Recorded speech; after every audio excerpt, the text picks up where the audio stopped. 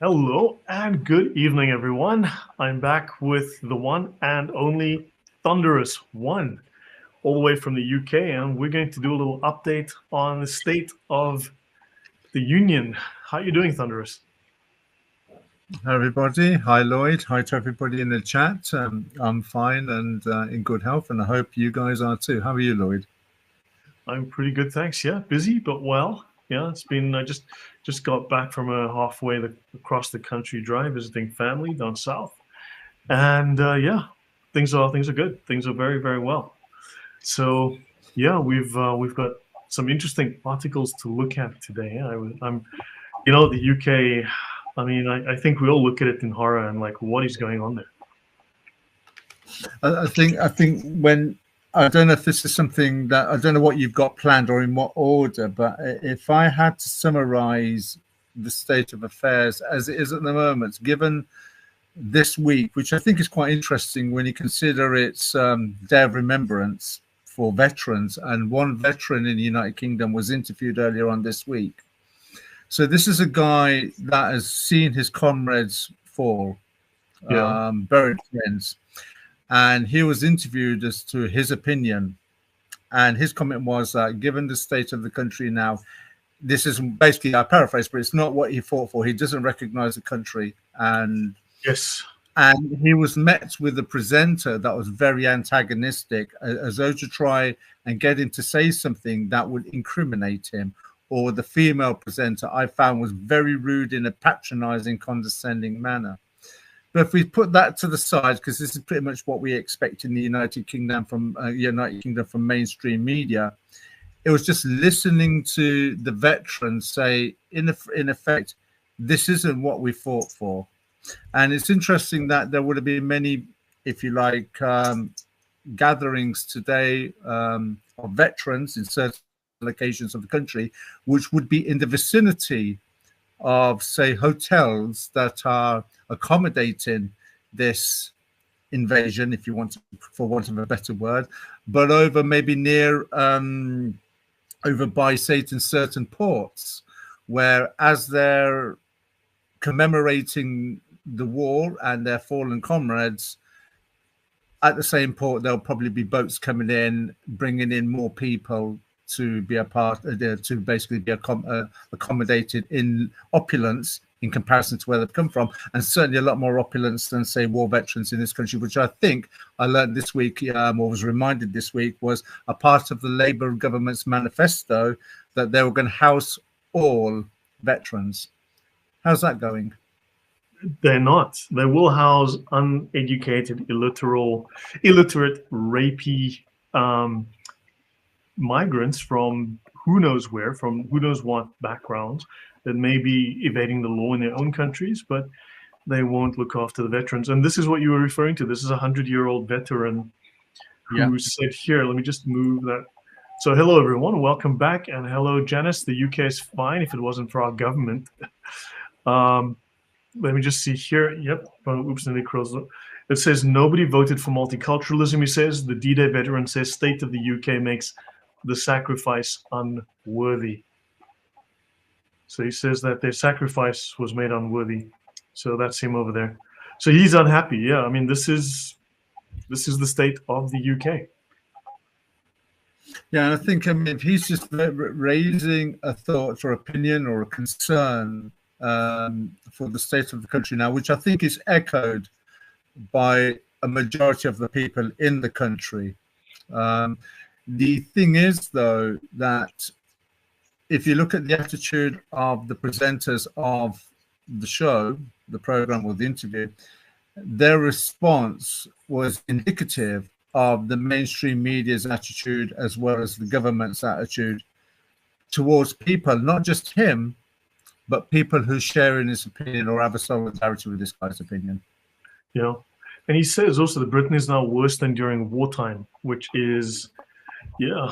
I mean, this, I spoke recently to someone I met who works for the EU government, and he says privately, people will say that they are unhappy with the way things are. They don't like Islam. They don't like multiculturalism. They don't like the immigration. These people are dangerous. They feel unsafe. But he says they will never say it publicly. And of course, he says that the EU is infected with Muslims and communists.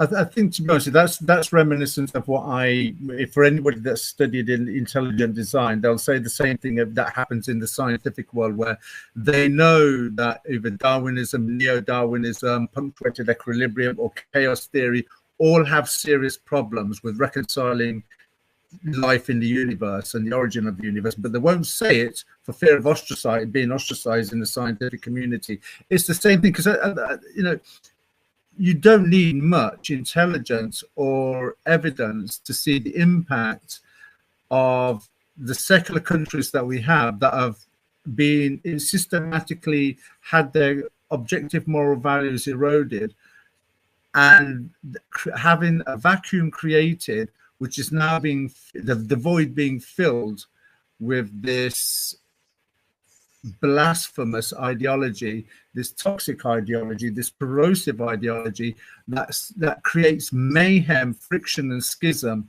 no matter where it is manifest. Right. You'd have to be stupidly perverse or hopelessly ignorant to not accept that fact. Right. And Erkin makes a good point. The USA is not okay either. Zahran Mamdani is the first Muslim metropolitan mayor of the USA. And maybe that's a good thing once people see the disaster that unfolds, and then perhaps people will realize they don't want that. And look, I think you can also only push people so far. The US has a lot of guns, and the UK, you're starting to see a rise in populism, and it's seeing a rise in anti-immigrant sentiment. It's also seeing a rise in patriotism. And this may not be, I speak to people, and also the person I spoke to at the EU, this diplomat, he said, what do you think is going to happen in the next few years, the next 5 years? What will happen because of all of this? And I said, there will be internal strife, civil war. And he says, this is the opinion of everyone he speaks to in councils at the EU. He says, this is going to go that way. Violence, everyone is speaking about it almost openly. So these people may well be prepared for it, but ultimately they don't have the numbers to sustain it, because I think people will find it back when people are fighting for their homelands, and they're fighting with their backs to the wall. They've got nothing to lose. So I think that they are overestimating their ability, these foreign invaders. And the governments, I mean, they're guilty of treason. So, yeah, but we shall see. I mean, unfortunately, it's probably going to have to get worse before it gets worse. So, and the thing is, you've just mentioned there about United States having guns. I've noticed now, as you know, and because we've spoken privately before, my family have a martial arts school. My brother is a sensei, and so what he's noticed is a lot more people are wanting to get involved in self-defense. What I've noticed as well as on YouTube is that there are a lot more now, if you like, people being vocal, because the attack that we had in this country, was it about 10 days ago now, on the train where 10 people were stabbed. Okay, the comment that was raised for discussion in the media was about weapons for self-defense. And in this country now, as it still stands, and I wasn't aware of this, but even pepper spray is still illegal. One of the arguments is that pepper spray could be used also by the nefarious villain, if you want, in their attack. And I'm thinking, well, they're already using knives. That was a stupid comment to make. If you think pepper spray you've got a better chance of surviving an attack if you've got something, you've got no chance of surviving an attack if you've got nothing. But what I've noticed is a lot of martial arts schools now and self-defense experts, of which you're an expert, Lloyd, are now giving hints and tips almost about what weapons you can't carry in the United Kingdom as far as defense is concerned, but using a dialogue to give hints and tips as to what you could carry legally, which could be used as a method of warding off an attack. So this is increasing as well now. So even though we can't have weapons in the United Kingdom, martial arts instructors and self-defense instructors are now being a little bit more aware. Once upon a time, they would have said, if you see a knife, run. If you see a gun, stand and fight. Now I'm finding that the majority of them are saying, Obviously, if you see a gun, that's still going to be fights because you've got no chance about running a bullet. But once upon a time, where they used to say, run for the knife, they're now not saying that because that can cause you more problems. One of them being stabbed in the back. Now the attitude is you stand a better chance of maybe using something like a belt or some keys or something like that. They've mentioned other things as well. And that you stand a better chance of maybe surprising your attacker or confusing your attacker or maybe giving your attacker a moment for a pause of thought, which gives you a better chance of evaluating the situation and reacting to it. Right.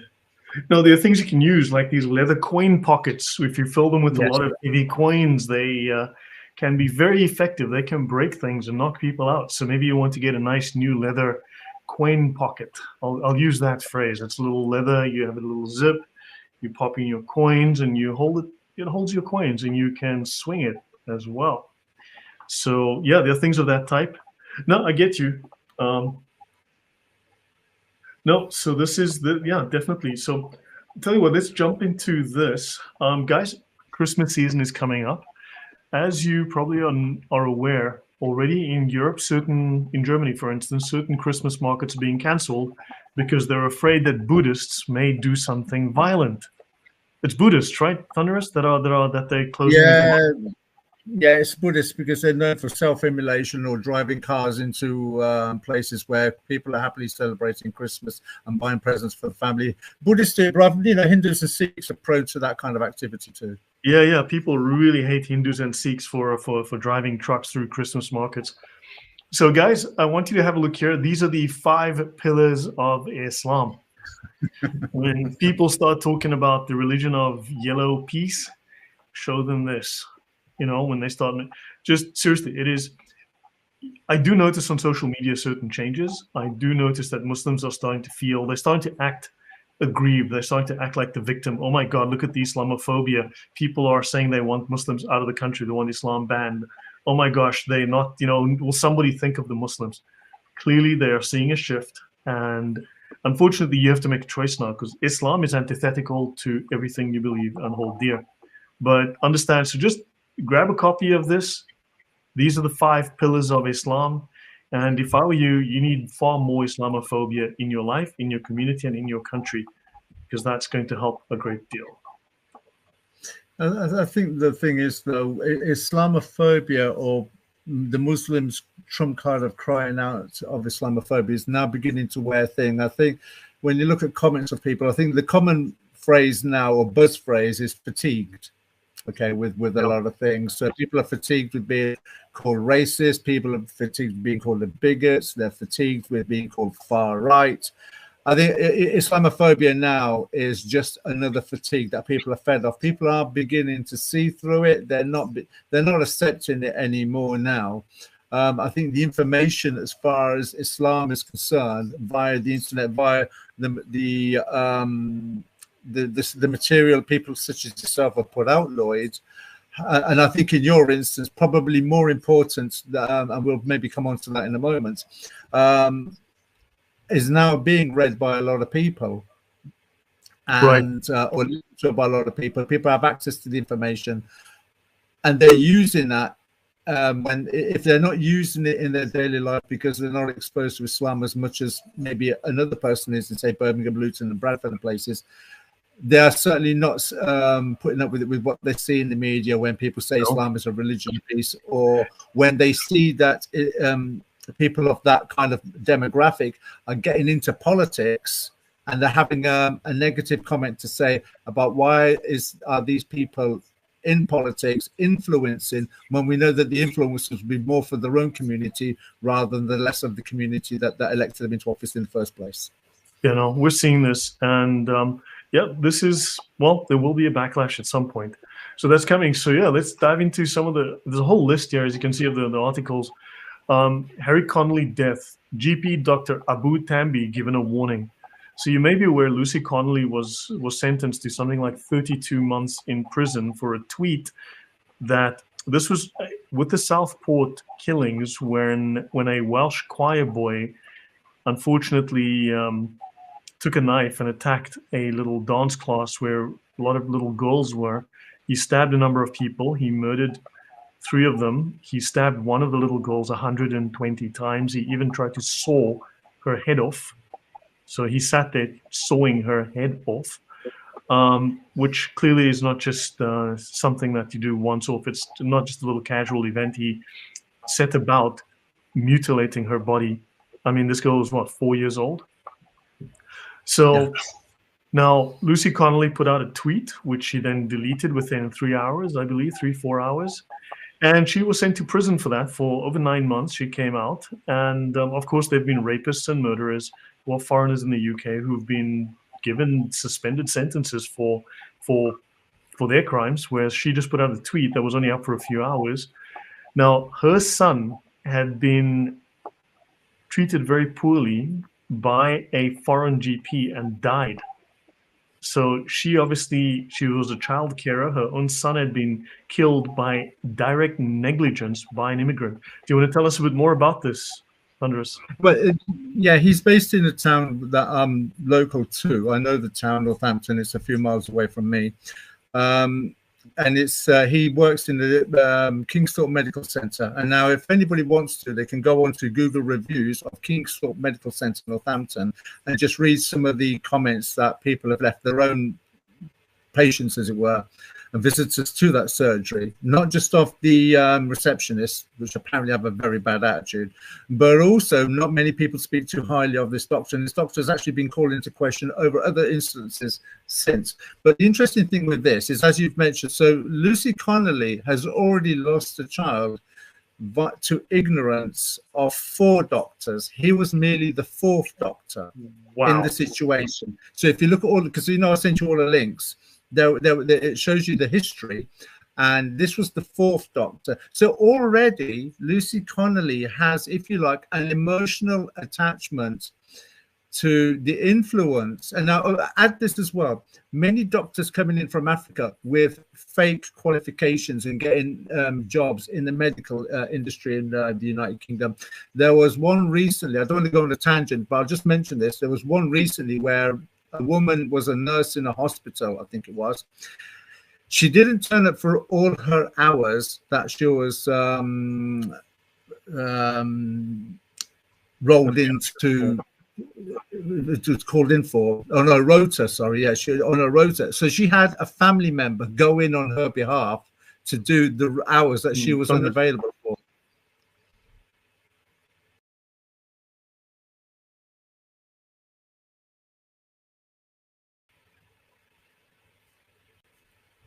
Hey, Thunderous, I think your connection is a little unstable. We just lost all of us, but your audio is a little weak. So just go again. So this person didn't show up for their shifts, and? Yes, so a family member was actually doing part of the shifts as well. So she was at home while the family member was doing the other half of the shift, as it were. So already we're seeing a very negative impact on the health system in the United Kingdom via immigrants coming in and fulfilling roles in the medical profession. Now, the 4 doctors that are involved in this child, not one of them was indigenous. 3 of them have Islamic names. I didn't research the 4th one because actually this is my error. I was going to say, could we leave this one as a Christmas special, this situation? So in effect, Lucy Connolly already has an emotional attachment about the negative impact of immigration because she is, in effect, being a victim of it herself. Right. So it's interesting. It's interesting to note that she has lost a child, and which wasn't taken into consideration. She lost a child because the doctor was negligent for her child. Whether he is a direct immigrant, he was certainly progeny of an immigrant to the country. 3 other doctors were involved in this situation. So Lucy would not be in the right frame of mind when commenting, but still had the presence of mind of removing the tweet anyway. Yet what we are seeing now, like for this doctor, he didn't get struck off. He still managed to keep his job. So in effect, your medical profession negligence can cause a child to lose their life, a mother to lose their child, and a father to lose their child. Yet, when a woman in her grief makes an irrational comment some years later, she will get 2 years in prison, but your negligence will not impact you in any way. Wow. Wow. Yeah, unfortunately, this is behind a paywall. So let's go to the next one. I mean, just shocking. Nurse charged with sexual assault of woman in vegetative state who gave Yeah. birth. And I wonder if that's a foreigner. I'll leave you guys to guess. I know that's happened in England a couple of times as well. It's also happening in care homes in the United Kingdom. It's happening in Italy and France. I've seen it where these people take jobs as carers to go to homes of pensioners and others and those who are ill, and then they end up raping them. And you're seeing more and more of these reports. Here we've got rising sexual violence against older patients in NHS hospitals.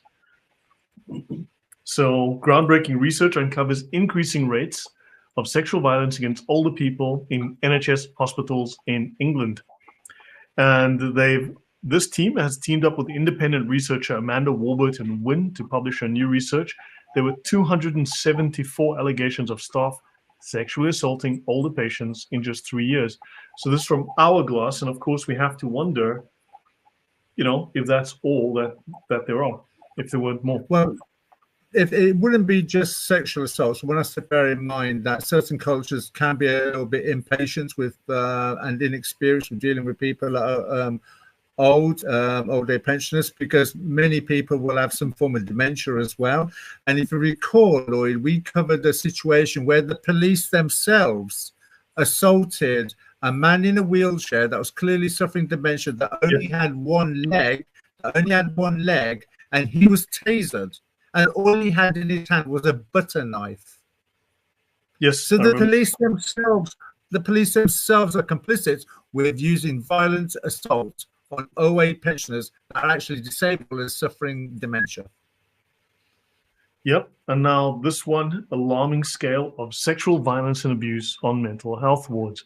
Now, this is England and Wales. And of course, a lot of these people are, with the previous report, a third of the patients were not referred to any kind of onward care. So they obviously just try to bury the whole story.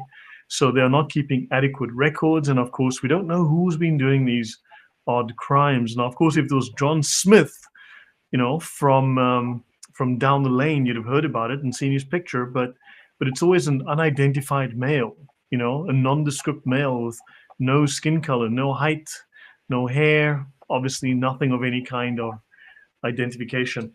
Always interesting. And I think that's also a deliberate tactic, because that antagonizes people. When you don't give the description, that antagonizes people. And I think that's a tactic yet again used to further annoy, antagonize the public in this regard.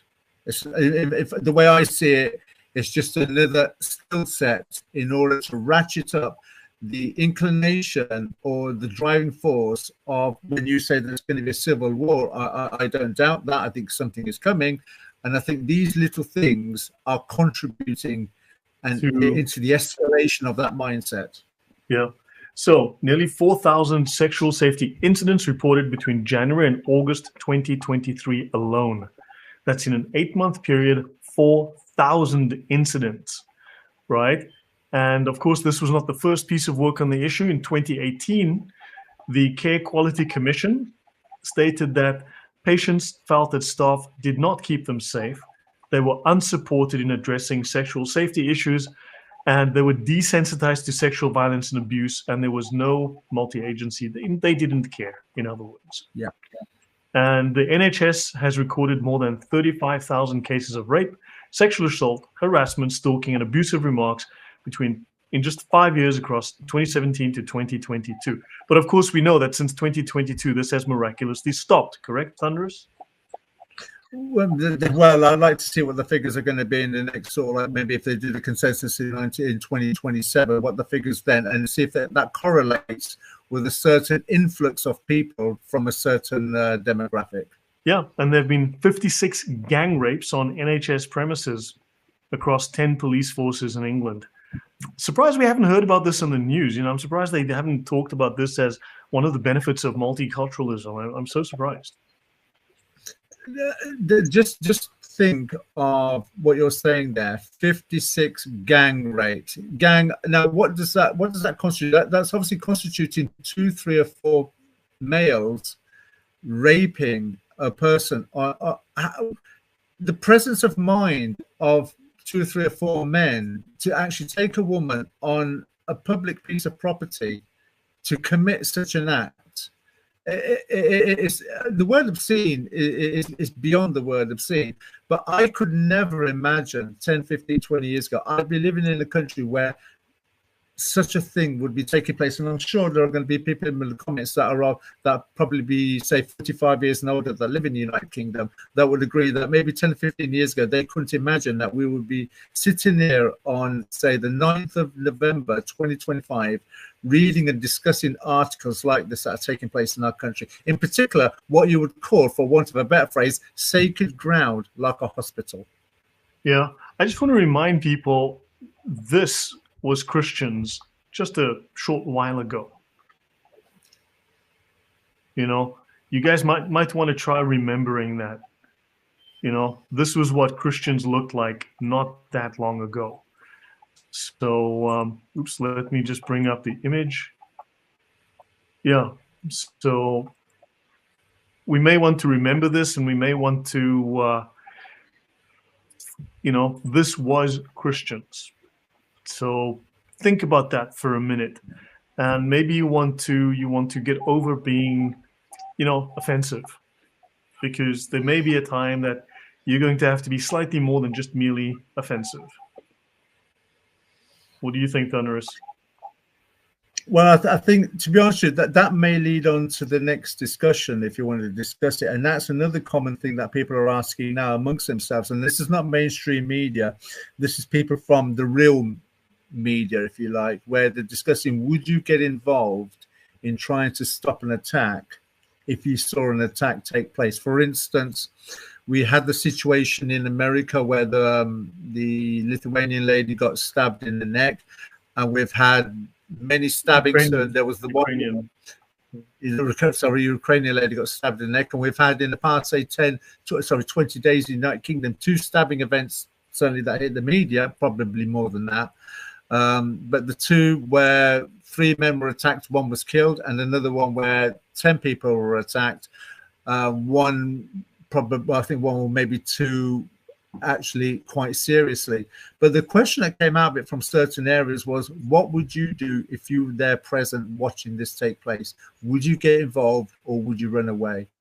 What do you think in this day and age now, Lloyd? I mean, you're a trained man in this area. The only thing I can say is that I come from a martial arts background, but I am old now. So I'm not as young and as skilled as I used to be. How would you answer that? Okay, hold on. I'm going to try and find an article. This is a former boxer. Okay, I'm not sure, but there are cases in the UK where this is 72-year-old Frank Cotry, right? A former champion boxer, and he beat up a 24-year-old burglar, right? Now, and he threatened him and his wife with a knife. Right, this guy broke into his house. Now I know for a fact there are cases where people, the elderly, have defended themselves from burglars, and they have been charged. Like in one case, a guy ran out of a house, hurt himself, and he was given damages, whereas the elderly pensioner, owner of the property, was given a fine. And so this is what happens. In the UK. So people have been taught to fear taking action. And of course, this has worked very, very well. But I think there will come a point where people are going to realize you have to become, in this case, ungovernable. You can no longer follow those immoral laws. In my case, look, Poland is safe. I mean, it's a tough one that you ask, Thunderous. I mean, I was paid at one point to deal with issues like that, but I wasn't a soldier. My job was to pre-plan, to predict, prevent and escape situations before they became an issue, or to shut them down really fast before they could escalate. In my private life, yeah, I mean, in Poland, I think there would be some respect for self-defense.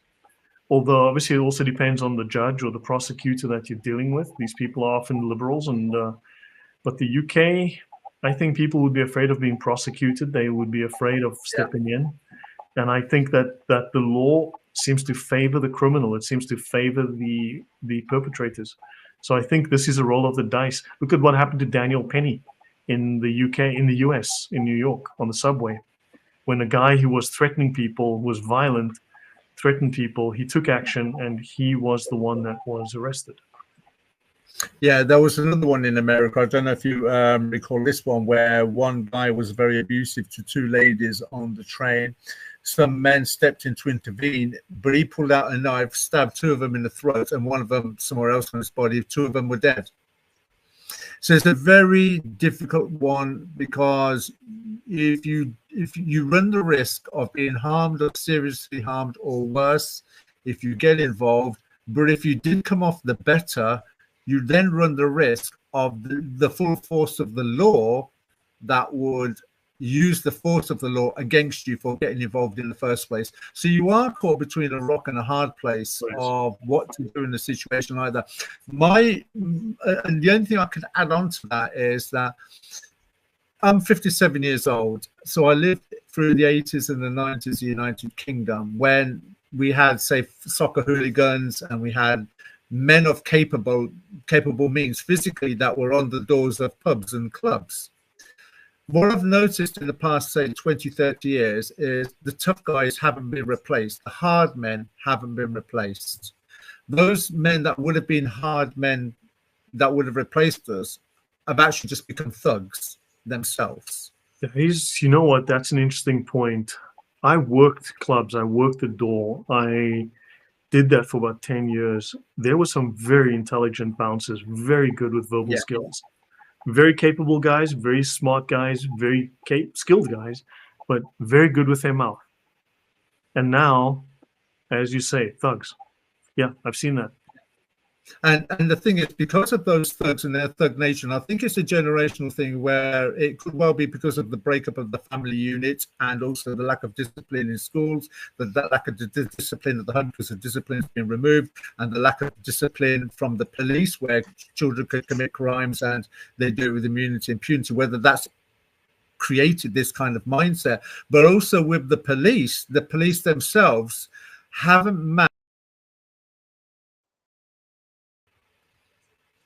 Thunderous, you're back. The police themselves haven't matched the increasing, if you like, violent ability of the modern day criminal in comparison to the criminal of, say, 20, 30 years ago. For example, I have been arrested on 3 or 4 occasions for violence.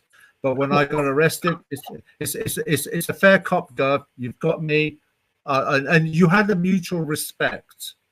Now, because one of the things that the United Kingdom did, and I'm sure I mentioned this on the show several months ago, is that you had people coming out of the military, squaddies as it were, and then going into the police force. So you had fit men, trained men, disciplined men, strong men, and also people who've been to university, got a degree, and they got pink hair and exactly that. So the policemen of, say, 20, 30 years ago were capable men that matched the physical ability of the doorman, if that was the case, or the hard men of that particular period of time. Yeah. Now you're finding that the thugs that we have today have no conscience in what they do. They'll pull out a knife, they'll pull out a weapon, and they don't care who they're going to use it on. But you've got a police force that don't match the ability of the criminal, as it were.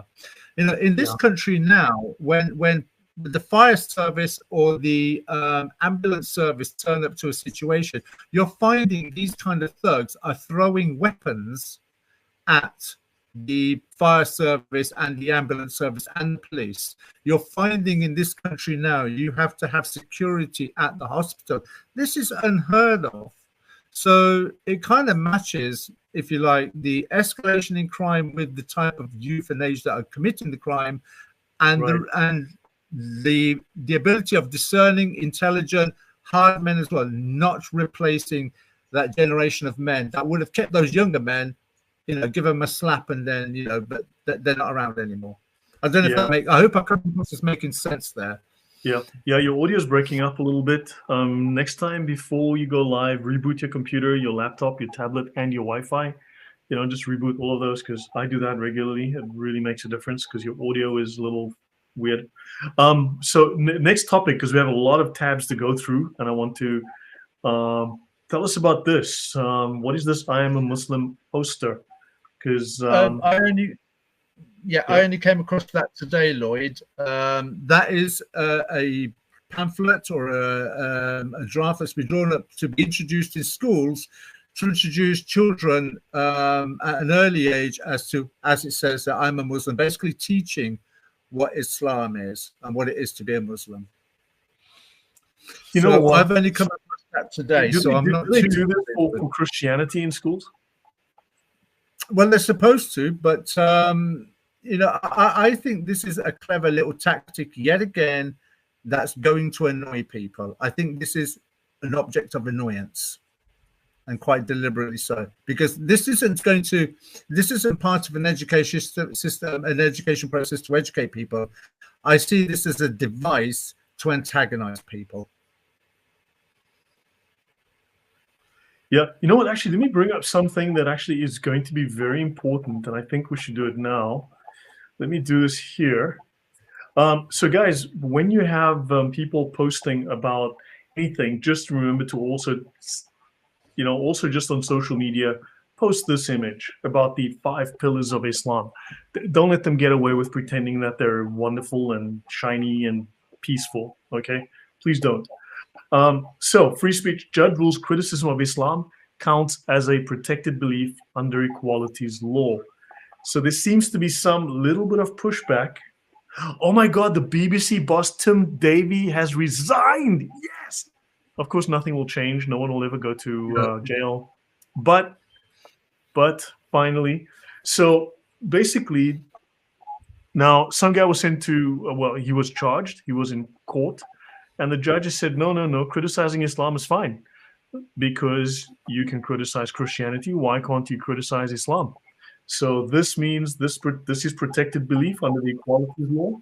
And he says also that clearly we are now approaching a blasphemy law. So Islam critical views are protected under the Equality Act. This is a really good thing. This is news to me. So has this come about the guy that burnt the Quran outside one of the embassies? I think so. This is yesterday's news. This is literally yesterday. So it must be the same guy then that tried to burn the Quran, and he himself was fat, because that was the irony, wasn't it? That the guy with the knife didn't get arrested, but the guy burning the Quran. No, it's not that guy. It's not that guy. It's a different dude. So 42 of his social media posts were either offensive or inflammatory or both, with 29 said to be designed to demean or insult Muslims. Hell yes. So he referred to the Prophet Muhammad as a monster. This man he gets my vote. He described Islam as morally bankrupt, dangerous cult, and a 1,300-year-old con trick. I like this guy already. But what's he said that's wrong? If you look at the Islamic text in the context of history, what has he said that was wrong? If people want to say, well, if the accusation is that Muhammad is a monster, where is the offense in that? When you look at the biography of Muhammad, when he makes the comment that is morally bankrupt, when you can have trade sex slaves, have sex wives, have 4 more wives, beat your wife, and also taqiyya, which is the practice of lying to defend your faith, and also hate speech, which is that non-Muslims are the worst of creatures. How is it not morally bankrupt? No, he's not wrong. Hello, everyone. Hello, unidentified individuals and others. Welcome. Thanks for joining us. So I think this is very positive news. So guys, at least take the good news. And if you're in the UK, the precedent has now been set. So if I were you, go online, please label Prophet Muhammad as a monster, describe Islam as morally bankrupt, call it a dangerous cult, and a 1,400-year-old con trick. If you don't mind, I would very much appreciate that, because according to the law, you now can. That is great stuff. On that, I'd just like to comment something that we were discussing before the show went live, Lloyd, and that's with reference to people's commentary on Islam. When you're watching, or for the people that live in the United Kingdom, they may watch certain, say, channels on YouTube that discuss the state of the world at the moment. Interview panels with people like Rafe Hadel Manku and so on. And a lot of the criticisms have one thing in common. They're all talking about one subject with reference to Islam. They are not talking about the Islamic dilemma. They are not talking about Muhammad's relationship with 6-year-old Aisha. They are not talking about, say, the archaeology and the existence of Mecca pre-7th century. They're not talking about the direction of the Qibla. They're not even talking about whether Muhammad even existed or not. Now, if you look at, say, polemics of, say, the past 10, 15 years on YouTube with certain YouTube channels, we all know who they are, okay, the big popular ones, where, and I say this kindly because we've all learned something from them, where they basically regurgitate and discuss the same things periodically. Now, one of them is the Islamic dilemma as an example. Now, that's not new. That's an old argument. It's just been reinvented, repackaged, and presented in a different way. But it's nothing new there. But the thing is, what all these other channels are discussing, which is where you have been ahead of the curve, Lloyd, they're all discussing one thing: Sharia. No one talks about anything else other than the introduction of Sharia. When you're looking at Mandani, a mayor in New York, they weren't talking about the Islamic dilemma. They weren't talking about the implications that if you're a Muslim and you go by Quran 33:21, where you have to say that Muhammad is the most glorious example or the most moral example to follow, and then maybe bring up Muhammad's relationship when he sexually intercoursed 9-year-old Aisha. No one's talking about that. They're talking about one word about him: the implementation of Sharia. When you're talking about Khan, they're talking about how many Sharia courts are taking place in London. Then, by extension, how many are taking place in the country. When you're talking about places like Birmingham, such where Islam is becoming more and more political in certain towns and cities, they're not talking about these, say, the Islamic dilemma. They're talking about the Sharia. So, guys, and go on, please. So this is where I have been watching for, say, the past 8 or 10 months, where I've been waiting as Islam has been sort of like increasing in its influence, not just in England, but by extension Europe and further extension the United States. Whether anybody, any leading politician or mainstream media or any local media that we all tend to lean towards when we want to get an update, whether they will talk about, what are they going to talk about with reference to the Islamic influence? They're not talking about what Jay Smith says. They're not talking about what David Wood says. They're not talking about what, say, Sam Shamoon's talking about, or Al-Fadi. They're not talking about what Bob the Builder has to say. They're all talking about what you've covered on your show Sharia. For years ago. Thank you. No, I've got a show coming up with, I've got Karin coming back on in a couple of weeks. As soon as we can schedule time with her and Usama, we'll be talking more about that, because this is now, thank you for that. I think people are seeing that they want to implement the Sharia because that is the legal and social framework that they now want to implement now that they have political power. They don't want to just read the Quran. No, they want to implement it. And that mechanism is the Sharia. So, yeah, thanks for that. So, guys, I just want to bring the attention to this. London, of course, as you know, there are grooming gangs literally all over the UK except London. Not in London, not one. Not a single one has ever been connected to London in any shape, way, or form for some odd reason. Until recently, people started to discover that maybe this weird black hole is fiction. Human error may have led to grooming gang cases being dropped. That's fascinating. Human error could have led to criminal cases involving grooming gangs being dropped. The early stages of a massive review have found So the National Crime Agency has found literally thousands of cases, thousands And of the such cases. Yeah. and the human that made the error, was his first name Mohammed? I am pretty sure it's going to be Muhammad or Akbar or Abdul or something. And let's see, new Sadiq, these are all 5 days old. New Sadiq Khan bombshell as he's slammed by survivor of Levy Belfield grooming gangs, because apparently this is going to come out. This is starting to come out. My London grooming gang allegations story, a statement from London Borough of Hounslow Council. So the whole fiction is now starting to unravel. And look, if I were you, remember, Brits, you guys once owned the world. Remember your grandparents. Remember your great grandparents. Remember your heritage. Remember, you were once warriors. Remember that. I'm not going to add to that. I'm sure you'll get the picture. So Daily Mail tells us record number of children in England are abused because parents think they are witches or possessed by black magic. Don't tell me these are Buddhists again. No, actually, in this instance, this originates about 10, 15, not 15, 15, 15, 20 years ago in London, where there was a famous case called the Torso in the Thames, which is where they found the decapitated body of a child that they recognized was part of a black magic process, or where they thought the child was possessed.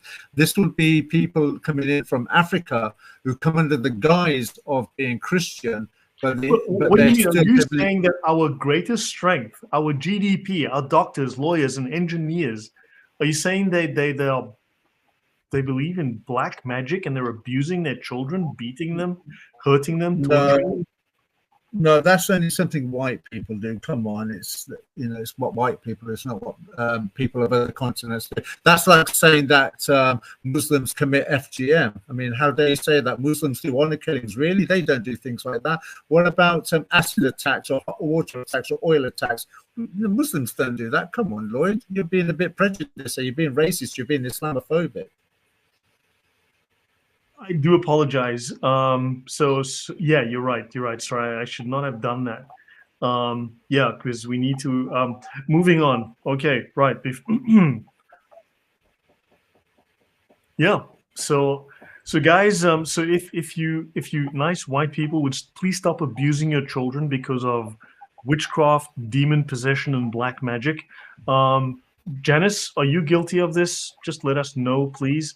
It's okay. We're going to set up a black magic and witchcraft helpline that you can call and you can tell people, hi, I'm a well-balanced, middle-aged Christian British woman. And yeah, I got black magic problems, man. I got witchcraft. I got demonology. I got things going on, and it's. Can I just add on to that? Yeah. Can I just add on to that? It's worth mentioning that Islam is linked with these kind of things as well, because they do believe people can be possessed by jinn. If a woman is, not only can children be possessed by jinn, but I've heard Muslim sheikhs and their imams say that when a woman goes out wearing certain type of clothing, she could be attractive to the jinn and therefore become a possession of the jinn and therefore will be troubled by the jinn. Yeah. So as far as Islam is concerned, Islam also has the same problem, though because of the Islamic community, as we know, anything that takes place within the Islamic community, they just close ranks tighter than the sphincter of an anus. No, I mean, this superstitious stuff, you'll see this. Sorry. This kind of superstition, you'll see it in North Africans, Moroccans, Tunisians, and so on. You'll find it even in Egyptians. You'll find it in Arabs, certainly, but you'll see it in black people from Africa, the tribal blacks from Africa. You'll see it, as I said, North African Muslims. So guys, look, these are things that maybe you want to start sharing on social media, because these people are running a very strong, very powerful social media campaign to push their views. But I see it failing. I do see that people, normies like us, like you, are pushing back. So please use these things, look up these things, paste them, quote them, use them, because unfortunately they're trying to smear you. You unfortunately have to do something about it. You need to smear them right back. it's fair because it's what they started. You finish it. It's as simple as that. Liza Lane Petter says, and thank you. I've learned so much from Lloyd in terms of Sharia. His sharing of knowledge is second to none. The Drive documents are extremely helpful. I'm active on X and frequently refer to documents from Lloyd. Thank you. By the way, just an hour ago, I updated my Google Archive. I haven't done so in a while. When I upgraded to Windows 11, it just caused nothing but havoc. And anyway, I've managed to fix most things. I now have, I can synchronize my Google Archive again. I've just added about 3 or 4 gigabytes, maybe 7 gigabytes of additional documents. So I have far more documents now in the Google Archives. I have a few new folders. So there's more information on my Google Archive. Links always in the description. So yeah, Spanish priest. Okay, yeah, I don't know about this one. Let's skip on this one. They found him guilty of, okay, a Spanish priest was found guilty of making comments that were Islamophobic. Best he was telling the truth then. I guess he was. So guys, Spain is being reconquisted by Muslims again this time. So let's hope that they find their backbone. I mean, these guys, you know. That might be the start of drive them out from where they're driven you out. So after they're done Gaza, they're going for Spain. Great. Catherine says she's going to stop using Christian witchcraft on her children. Thank you, Catherine. We do appreciate that. Don't you think that's great? We've now contributed to an improvement in the life of at least one child. What do you think, Thunderous? One more than what Muslims do with their children. Yeah. Islamo trauma. Yeah. So too many Muslims working in these professions. Yeah. And I mean, can you now trust your local council in the UK if it's overrun by Muslims? Because they are clannish.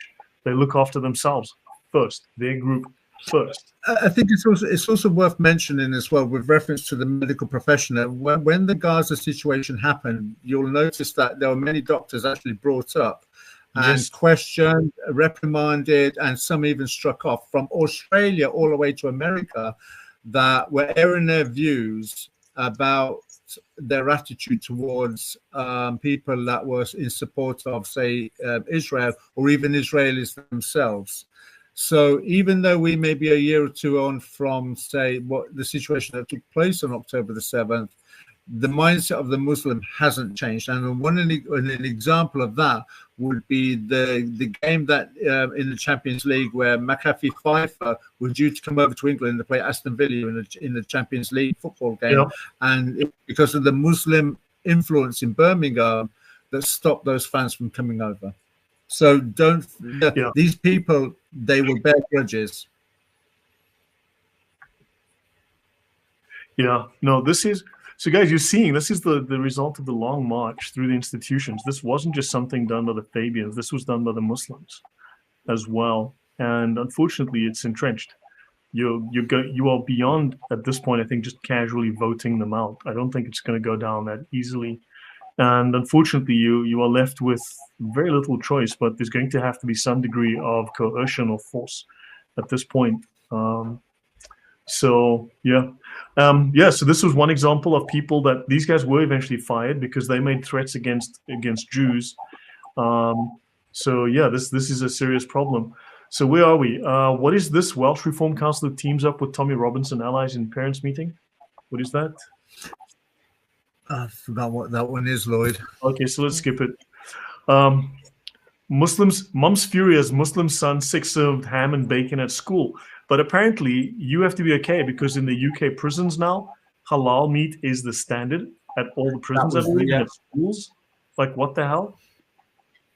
Yeah, so you're finding now that supermarkets in the United Kingdom and other various food venues, for instance, your local takeaways now, that are not traditionally Islamic or or set up by Muslims, but say your Kentucky or your Burger King and such. I'm not sure about Burger King. I'm just mentioning it as an example, but a majority of the commercial worldwide fast food outlets don't advertise that they're selling halal meat. They'll have some note or motif in the window that they are, but they don't overtly advertise that they're actually serving halal meat to anybody that goes into their establishment for food. So though these people can have, say, a worldview that is not compatible with, say, Islam, They will, however, for the sake of profit, compromise their customer base and serve, by extension, to the Muslim population, which for me is a terrible sellout, Yeah. because you're promoting the ideology, and given the idea, and also what people need to realize is you're giving the ideology strength by doing it. So it's not just a case of Islam is gaining traction from the mindset of a Muslim. When he sees this kind of traction being gained, what do you think their thought process will be, Lloyd? What do you think the Muslims the moment see? that you allow, the problem is that under the Sharia, the moment you allow certain Islamic actions to become normalized in the culture, then they automatically assume they've been successful and that your country is now a Muslim country. So under the rules, the fact that they have Islamic courts, so they can do Islamic marriage, or they can do certain things that are customary Islamic law, the UK, France, Germany, all of these places, even the US, is a Muslim country. You need to understand, from their perspective, it is a Muslim country now, and you either have to decide. Yeah. You can, and people can see that by what they saw this week with protests over a football game. Now, if they can do that with McAfee Fiver, what, by extension, what other teams will they do that to? What about when Tottenham goes to Birmingham, which is famously Jewishly owned, a football club owned by Jews?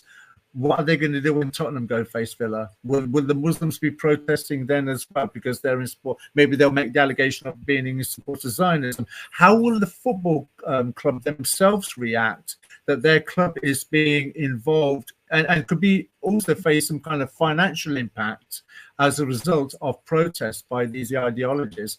But also, by extension, with the Muslim mindset, is that when they see Islam gaining traction in some way, where they've seen Muslims becoming politicians or mayors and such, and MPs, from their point of view, they see that as Allah blessing them.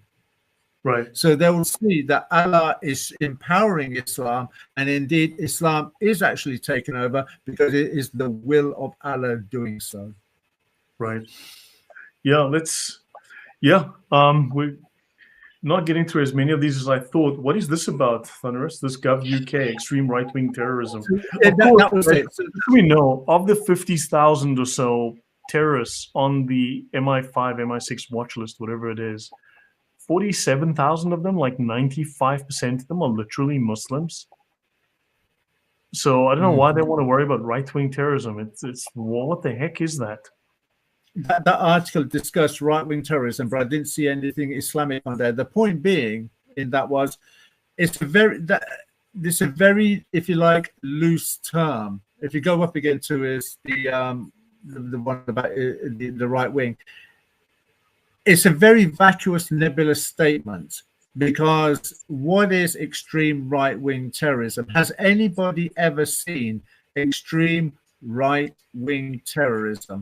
Has there been any kind of driving cars into... was one. Let's see, the people protesting at the migrant hotels were all extreme right-wing terrorists. The angry people who rioted after the Southport killings were extreme right-wing. In fact, anybody who doesn't want migrants in their country is extreme right-wing. You know what, Lloyd, now that you mention it, you're absolutely right. Those protesters in Epping that were in fear because one of the immigrants sexually molested a child, then got arrested, then got a year in prison, then was let off, and then not let off. He was allowed to leave the prison. There was a manhunt for him, and then he was given £500 to leave the country. I suppose if you have a negative view on those kind of like articles, you are. Sorry, Lloyd. The UK government is the enemy, isn't it? That's it. We're extreme right-wing terrorists, then, surely. No, the UK government's the enemy of the people. So what about this one? This guy was on a rant. I think people need to listen to this for themselves. Maybe they can find the time. We are ready for mortal combat. Apparently. Yeah, basically threatening that they won't that Muslims should readily unite and prepare for violence in defense of Muhammad, and when they say blasphemous things about him. And this is the problem with Islamophobia, because when you look at the rules of Islamophobia, this isn't about attacking the ideology with ad hominem. This isn't attacking the ideology with myths or lies or propaganda or rhetoric. The Islamophobia is based on telling the truth about Islam. That's the irony. You know, if you attack Christianity, there's no way of attacking Christianity, bringing out a truth and making that truth offensive. There's nothing true about Christianity that a Christian would find offensive. Yet Islam is inverse. Bringing out a truth on Islam is offensive, because the truth of the matter is Islam is offensive. A 54-year-old man having sex with a 9-year-old girl is offensive. It's offensive to anybody but a Muslim. But from a Muslim's point of view, if you bring up this fact, which is recorded in our own literature, this is Islamophobia. And it needs to be met with violence, according to that guy.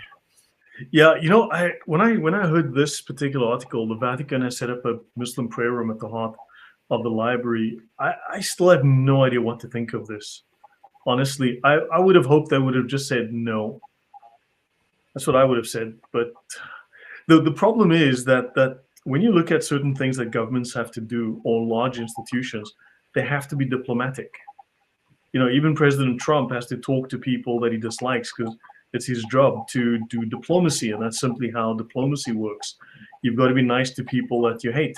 You've got to show certain decorum. There's certain protocols you have to follow. I mean, I would have hoped they would have said no, but unfortunately, they are effectively a diplomatic institution as well, and this is what they have to do. I have a different view, but I won't air that view online. Okay. Yeah, but I mean, it's unfortunate. I'm not happy with this. I don't think anyone's happy with this. You know, I don't think anyone's happy with this. I mean, they should have said, tell you what, you let us build a cathedral in Saudi Arabia and you can have your prayer room here. How's that? You know? That would have been the start of a mutual dialogue, yes. But Yeah. by giving a prayer room, the kindest thing I can say on that is that by giving a prayer room, you're acknowledging Muhammad as a prophet. Because Jesus, the question you have to ask yourself is, in that situation, what would the Apostle Paul or Jesus himself do? We both know the answer. What the heck? Is this real? Pope Leo left in shock after man urinates on the altar of St. Peter's Basilica. Holy moly. Who did that? The man who has not yet been identified. Isn't that always? Oh, here we go. Isn't that always the case? The man has not yet been identified. He was a Welsh choir boy, no doubt. There you go.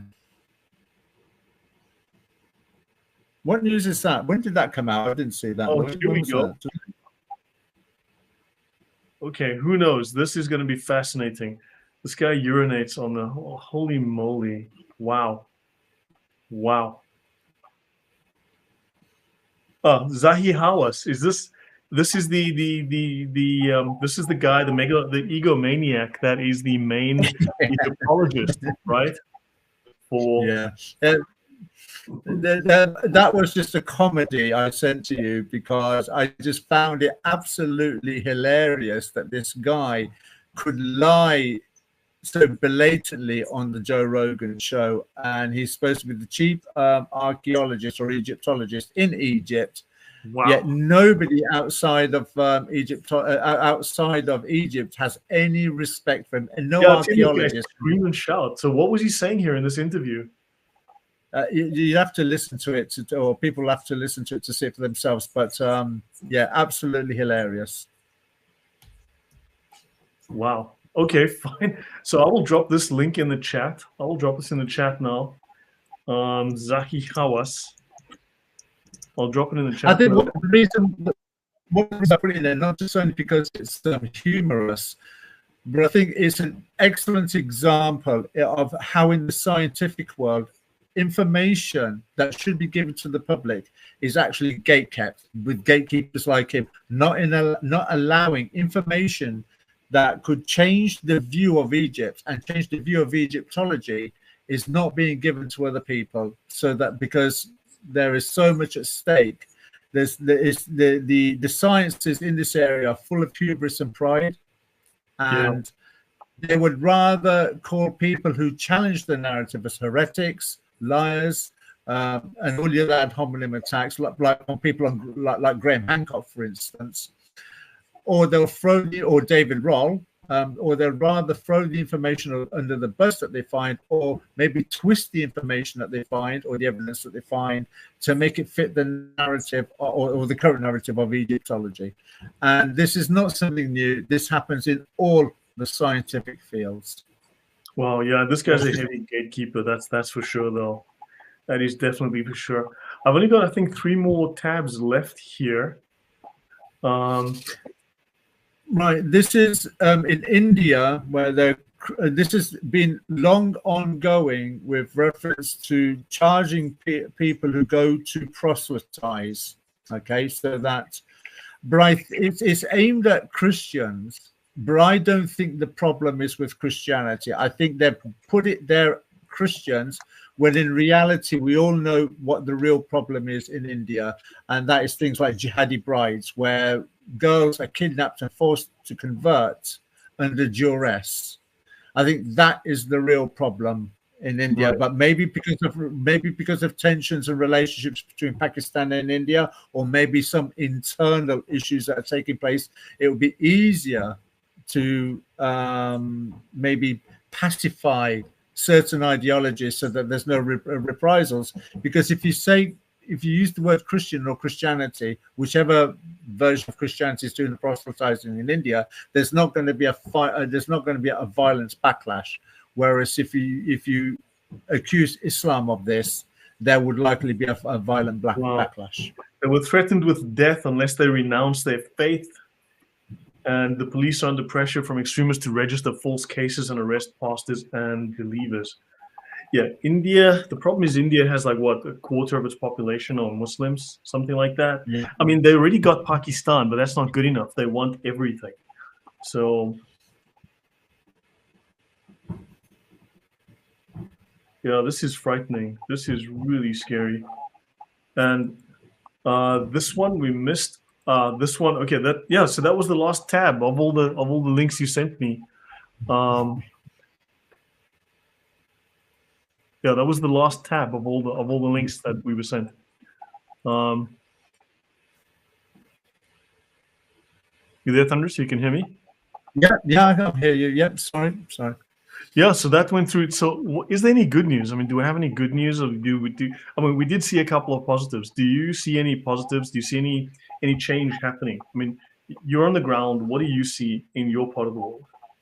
If I'm being honest, and I've said this to you routinely over the years, I think things are going to get worse. I think as far as 2026 looms on us imminently, I think we're going into another year where things will escalate even more so. I think an example of this is the influence Islam has in certain cities via numbers, where they're now attacking, if you like, British institutions of the working class. And for me, the protests that the Muslims did in Birmingham over the Champions League game, it was a show of force. Now, this is beyond praying in the streets, where they'll take up streets and start praying, and they could be praying at home or in the mosque. This is on another level. And you're finding that Muslims are using certain things like, wearing masks, and using buzz phrases, without faces there are no cases. Or one of the latest, the Lamborghini lawyer, where he was saying that don't have a baseball bat in your car, have a baseball and a baseball glove in your car as well. That way you can say, I was going to a sporting event. Because if you go to a car and you've got the baseball bat in your car on its own, the police could say you've got an offensive weapon in your car. Whereas if you have the baseball glove and the baseball ball, you could say you're going to a sporting event, and therefore be let off with having that offensive weapon in your car.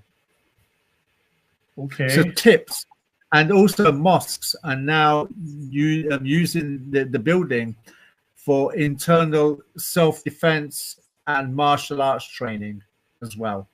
So I've noticed a few mosques. I would know this, obviously, because my family is involved in martial arts. So not only is this coming out on in certain YouTube channels, but also I see this happening in where I live with my brother, who has to compete with certain martial art clubs, and seeing what's going on from his point of view as well. Yeah, and from the audience, I wonder, I can put the link up. You know what? I'm going to put the link up, and I'll give you guys a couple of minutes if you'd like. Here's the studio link. I'm going to drop it in the chat. If there's one or two of you who'd like to come up, maybe share a word, I'll give it a couple of minutes for you to use the link. And yeah, but I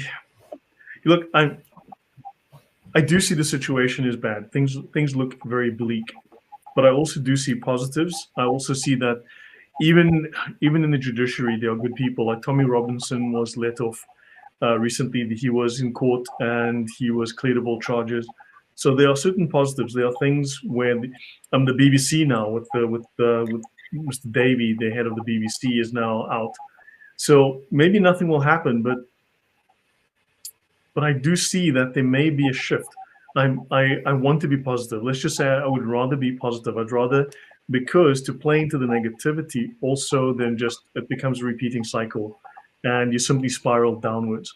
And I think it's important to find things that will inspire people, things that will give them hope. And I do think that the British people, the Americans, the French, all of you still have a lot of fighting spirit left, and you are capable of coming back from this, as bleak and as dire as it may be.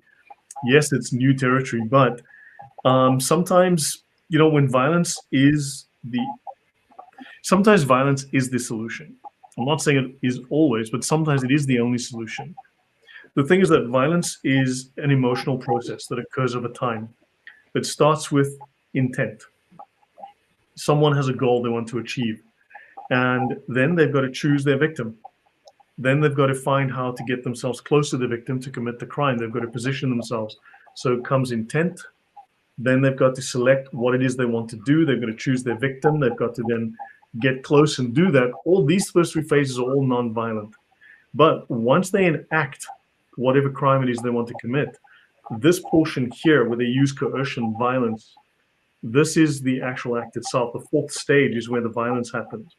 The problem is that at this point, you have to use violence to deal with it. You have to use force to deal with this. If you can stop it in the first three phases, you can do it non-violently, although your intervention has to become more severe in the first three stages as you get close to stage 4. Stage 5, because it's a 5-stage process, is where it's a fait accompli. It's happened. You've been raped. You've been abducted. You've been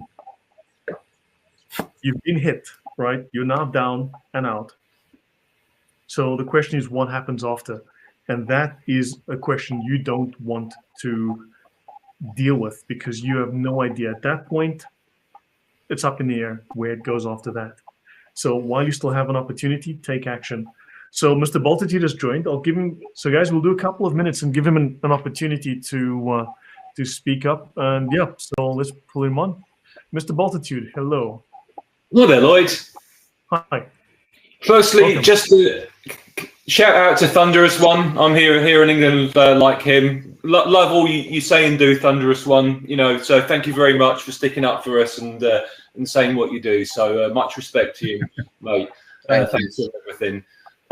Just to say, I'm on the ground like Thunderous One here in England, and for those of our friends overseas, don't give up on us. Things will change. I often say to friends and family members that it's always darkest before the dawn. And as you're indicating, Lloyd, there is a growing consciousness here that, it's kind of just sort of now a thing that multiculturalism hasn't worked. It's failed. I think, Thunderous, I don't know if Thunderous will agree with me or not on this one. I think it's probably very likely we'll get a reform government in the next election. Whether or not they'll sort of do exactly what we want, the Farage, the leaders, are kind of a bit out of step. But I know that's a long time for us to wait. But as kind of Lloyd has pointed to, the current sort of far left and Islamist coalition has kind of probably for a generation ruined their chance of ever to be re-elected as well. And in fact, the Islamists are already sort of jumping ship to the Green Party, and that's a very strange coalition of far left, transgender kind of things, and I don't think anyone can see that coalition lasting very long with the sort of somewhat conservative northern town Islamist group. So that was just my view. Just that everyone overseas, we're not finished. We definitely not. England's not over, and it might take some time, but we'll sort things out here. Don't worry. No, look, yeah, I agree. I mean, look, you guys used to be called the British Bulldogs. Would be nice if you remember that. I think, yeah. I have a lot of faith that it's not that you can't fight, it's not that you don't fight, it's that you are being prevented from doing so. You haven't even started to resist. And I think once the shackles come off, once you are able to mount a defense, I think that your enemies are going to be, they're going to find that they've got the they might reconsider their position very, very rapidly. Let's put it that way. I don't think they're as strong as they think, and I don't think you're as weak as they try and make you appear. Well, there was one other thing that Thunderous One talked about this. I mean, it's not clear to me. Thunderous One, tell me what you think. If there is going to be a civil war, I mean, what are the sides going to be? It's not clear to me what the two sides would be, or three sides, or whatever. What do you think? It's not a civil war. The problem I have with that is that as you were speaking there, Mr. Multitude, I was just thinking, something I mentioned to Lloyd earlier on in the show about the tough guys of the 70s, the 80s, and the 90s, as it were. They're all in their sort of like 40s and 50s and 60s now, and that generation of hard men that were not just hard, but they had a bit of a street code about them as well. That generation of men hasn't been replaced, and it hasn't been replaced with the numbers. All right. So, and I liken it to, for instance, the football hooligans of the 70s and the 80s and early 90s, for instance, like, Leeds will go and fight Manchester, Manchester will go and fight West Ham, West Ham will fight Tottenham, and Tottenham will fight Chelsea, as an example. But come an England game, they would all unite. It would be just one big army of fans. I don't see that unity in England anymore. Not only are those men got too old now, but I don't see where the unity or the infrastructure of that, for the new generation, where is it and how is it manifest now? I see that those men in their 30s now, they're not hard men or street men anymore. They're street thugs, for me personally. No. And so I can't see where the unity for a fight back is going to come from. The only thing I can see of benefit, if it was a civil war as such, is that the Islamic community, it would be Islam versus whatever. That's what it would be, in my estimation, because that's where it seems to be leading to. Because there's nothing else within England that's having a detrimental impact on the country as the Islamic ideology. So, but the things with Islam, they live in enclaves, they live in silos, so they're easy to get at, so to speak. That would be the only advantage if it was going to be a civil war. Who's going to fight that war? That's the thing. Okay, thank you both guys. Lloyd, and thanks for all you do as well. I watch quite a lot of your stuff, and it's always fascinating, not just this. So, guys, thanks very much. Thank you for having me. Yeah, you're very welcome. Thank you for coming on. So, guys, look, I think we can be positive. I'm going to hide your video because I'm sure he wants to keep his identity secret. Thank you. No worries. So, guys, look, be positive. Stay positive. There are people like you who think like you, who are unhappy like you, and that sentiment is rising. At some point, it can no longer be suppressed. At some point, things will change. Now, sure, it will get worse before it gets worse, but give it some time. And maybe what happens is going to be necessary. Maybe that's going to be a reckoning that will be necessary. And It might change the status quo very suddenly, but perhaps not exactly pleasantly, but it's how it is. And I think the sooner you accept that, but your culture is worth fighting for. You are fighting for your culture, your traditions, and you're fighting against people who want to take them away from you.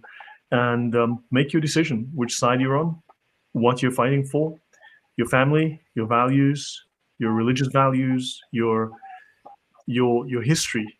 You know, think about your legacy. And do you really want a bunch of third world camel jockeys and a bunch of atheist communists to impose the Soviet Union or Afghanistan on you? I would hope not. Thunderous, last word to you.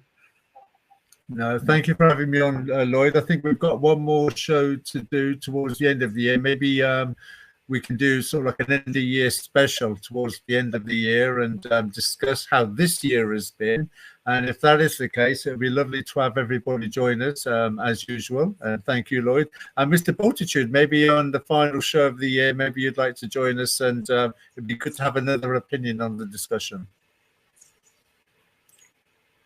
Yeah, Mr. B is still there. He should be able to still hear us. But yeah, Mr. B, you'd be welcome to come on, and maybe I can get a couple of Brits on as well. I know we have a few in the channel who might want to be able to do that. So fine, let's do a show. I'll put out the link, and a bunch of the Brits who are regulars are welcome to. We can have a little panel discussion. So let's do that. So guys, yeah. So let's do that. So yeah, guys, thank you very much for all the time. And Thunderous again. Yeah, guys, things are bad. This news is not being made public. Of course, your government has betrayed you, and you know, think and plan accordingly, and yeah, gather with people that think alike. And I think you are the majority. You understand you are the majority, whereas the others have picked their sides. So the battle lines are drawn. Don't be afraid. They made the rules. You just play the game, and if they start it, you finish it. It's that simple. And believe that you can win, because I believe you can. Thunderous. Yes, dude. Thank you very much, everybody. Looking forward to speaking to you all again soon. Thank you, Lloyd, as usual. Always a pleasure to be on, to be invited, and to share some time with you. And always good to meet new people as well, like Mr. Multitude. So thank you, everybody. Yeah, take care.